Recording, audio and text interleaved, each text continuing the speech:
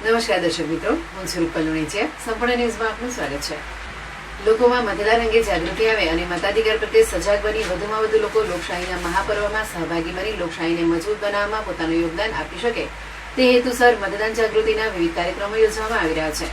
જે અંતર્ગત પાલનપુરના કાનુભાઈ મહેતા હોલ ખાતે રંગોત્સવ કાર્યક્રમની ઉજવણી કરવામાં આવી હતી. લોકશાહીના મહાપર્વમાં દિવ્યાંગજનો અને વૃદ્ધ મતદારો ઉત્સાહપૂર્વક ભાગ લે તે માટે મતદાન